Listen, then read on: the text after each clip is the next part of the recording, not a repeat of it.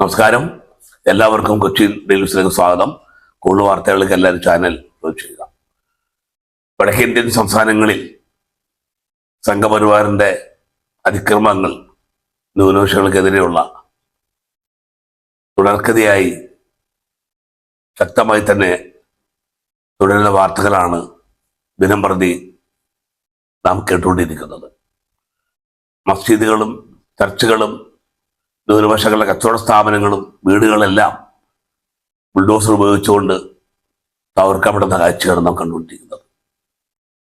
ഈ കഴിഞ്ഞ ദിവസം 2 കന്യാസ്ത്രീകളെയും അവരുടെ കൂട്ടാളികളായിട്ടുള്ള 3 വനിതകളെയും സംഘപരിവാറിന്റെ ആൾക്കൂട്ടം വിചാരണ ചെയ്യുകയും പിന്നീട് അവരെ പോലീസിൽ ഏൽപ്പിക്കുകയും പോലീസ് സ്റ്റേഷനിൽ സംഘപരിവാർ ടീമുകൾ അവർ ചോദ്യം ചെയ്യുന്നതും വർദ്ധിക്കുന്ന ദൃശ്യങ്ങളും നമ്മൾ കണ്ടു. ലോകമാകെ ഇതിനെതിരെ ശക്തമായ പ്രതിഷേധം അലയടിക്കുകയാണ്. എല്ലാ മലയാളികളും ഇതിനെതിരെ ശക്തമായി പ്രതികരിച്ചുകൊണ്ടിരിക്കുന്ന സാഹചര്യത്തിൽ അതുപോലെ തന്നെ കേരളത്തിലെ എല്ലാ രാഷ്ട്രീയ പാർട്ടികളും ഇതിനെതിരെ ശക്തമായി തന്നെ നിലപാട് സ്വീകരിച്ചു കഴിഞ്ഞു.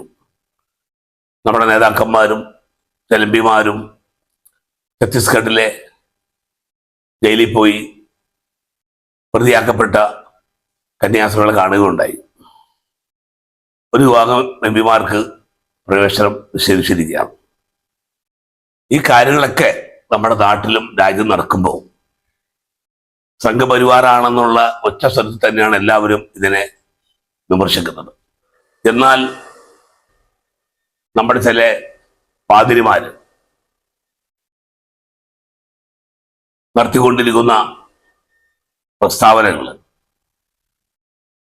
സംഘപരിവാറിന്റെ പേര് അവർ പറയുന്നില്ല. അത് തെളിയിക്കുമ്പോൾ ആരാണെന്നുള്ളത് അന്നേരം അറിയാം. ആ തരത്തിലുള്ള പ്രസ്താവനകൾ ഇതിനെതിരെ പ്രതികരിക്കുന്ന പാർട്ടികൾക്കും സംഘടനകൾക്കെല്ലാം നിരാശ ഉളവാക്കുന്ന ചില കാര്യങ്ങളാണ്. ഇവരെന്തിനാണ് സംഘപരിവാറിനെ പേടിക്കുന്നത്? കന്യാസ്ത്രീകളെ തടഞ്ഞു നിർത്തിയതും ആൾക്കൂട്ട വിചാരണ നടത്തിയതും അവരെ കള്ളക്കേസ് കുടുക്കി അകത്താക്കിയതും സംഘപരിവാറാണെന്ന് നട്ടലുയർത്തി പറയാനുള്ള ചമ്മൂറ്റം വേണം. കാരണം പുരോഹിതവർഗം എന്ന് പറയുന്നത്, അല്ലെങ്കിൽ പുരോഹിതന്മാർ എന്ന് പറയുന്നത് ഏത് മതത്തിൽപ്പെട്ടവരായാലും വിശ്വാസികളുടെ സംരക്ഷകനാണ്. അവർ കർമ്മങ്ങൾ നടത്തൽ മാത്രമല്ല, അവരുടെ ജീവിത നിലവാരം, അറിവ്, കഴിവ്, അവർക്കുണ്ടാവുന്ന ഏതൊരു ഭീഷണികളെയും നേരിടാനും ധൈര്യം പകരാനും കൂടെ നിൽക്കേണ്ടവരാണ് പിതാക്കന്മാരും തിരുമേനിമാരും മറ്റേത് സമുദായത്തിന്റെ പുരോഹിതന്മാരായാലും.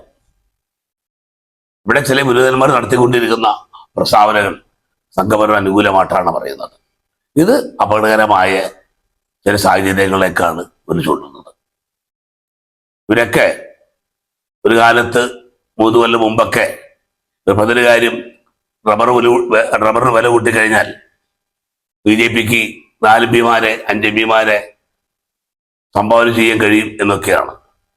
അവർ റബ്ബറിന്റെ വിലയും ജീവിത നിലവാരത്തിന്റെ നോക്കിയിട്ടാണ് ഇവർ സംഘപരിവാറിനെ വീക്ഷിക്കുന്നത്. ഇത് അപകടകരമായിട്ടുള്ള ചില സാഹചര്യത്തിലേക്കാണ് മുന്നോട്ട് പോകുന്നത്.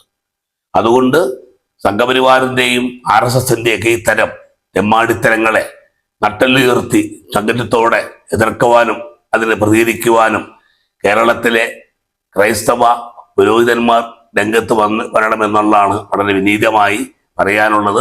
നിങ്ങളുടെ കൂടെ, ന്യൂനപക്ഷങ്ങളുടെ കൂടെ, ദളിതരുടെ കൂടെ സംഘപരിവാരെതിരെ പ്രതികരിക്കാൻ ഈ നാട്ടിലെ മതേതരത്വ പാർട്ടികളും ജനാധിപത്യ പാർട്ടികളും നിങ്ങളുടെ കൂടെയുണ്ട്.